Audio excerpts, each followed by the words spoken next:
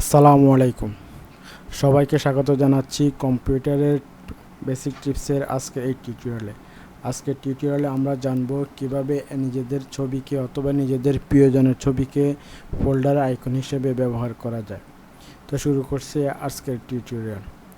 আমাদের চ্যানেলে যারা নতুন এসেছেন সবাইকে স্বাগত জানাচ্ছি এবং যারা সাবস্ক্রাইব করেছেন তাদেরকে অসংখ্য ধন্যবাদ, এবং যারা এখনও সাবস্ক্রাইব করে নাই সবাইকে রিকোয়েস্ট করছি সাবস্ক্রাইব করার জন্য।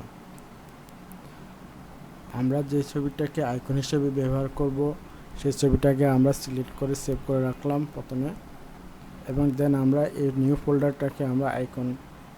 ফোল্ডার আইকনটাকে আমরা চেঞ্জ করব। তো আমরা ছবিটাকে আইকন হিসেবে ব্যবহার করতে হলে ছবিটাকে আগে বিটম্যাপে কনভার্ট করে নিতে হবে। বিটম্যাপে কনভার্ট করতে হলে বিভিন্ন সফটওয়্যার আছে, সফটওয়্যারের মাধ্যমে এটাকে কনভার্ট করা যায়, কিন্তু আমরা আমাদের কম্পিউটারে যে সফটওয়্যারটি ইনস্টল করা আছে পেইন্ট সফটওয়্যার, আমরা সেই সফটওয়্যারের মাধ্যমে তাকে বিটম্যাপে কনভার্ট করব।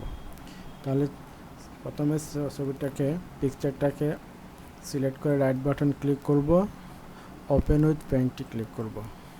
দেন ছবিটা অনেক বড়, এটা আমরা একটু জুম আউট করে নিই। এই ছবিটাকে আমরা আইকন হিসেবে ব্যবহার করব। এটাকে আমরা সেভ এজ করে বিটম্যাপে নিয়ে যাব। সেভ এজ করলাম, বিএমপি পিকচারে সিলেক্ট করব।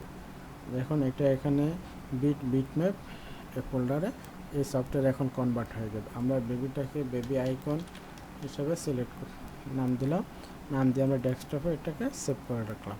এটা মিনিমাইজ করে রাখি। এখন আমরা এই ফোল্ডারের আইকনটা চেঞ্জ করব। ফোল্ডার আইকন চেঞ্জ করতে ফোল্ডারটাকে সিলেক্ট করে রাইট বাটনে ক্লিক করে প্রপার্টিসে ক্লিক করব। দেন আমরা কাস্টমাইজ সিলেক্ট করব, কাস্টমাইজ থেকে চেঞ্জ আইকনে সিলেক্ট করব। এখন ছবিটা যেখানে সেভ করা আছে আমরা এটাকে সিলেক্ট করে দেব। ব্রাউজে ক্লিক করব, দেন আইকন ফাইলস থেকে আমরা অল ফাইলসে ক্লিক করে আমাদের ছবি হচ্ছে বেবি আইকন ছবিটা সিলেক্ট করে ওপেন দিলাম। এখন ছবিটা চলে আসছে আইকন হিসেবে। এখন ওকে দিব, দেখুন এখানে চেঞ্জ হয়ে গেছে। এখন অ্যাপ্লাই দিলে, এখন আমরা যদি অ্যাপ্লাই সিলেক্ট করি তাহলে এই ফোল্ডারটার আইকনটা চেঞ্জ হয়ে যাবে। দেখুন কিভাবে চেঞ্জ হয়ে যাচ্ছে।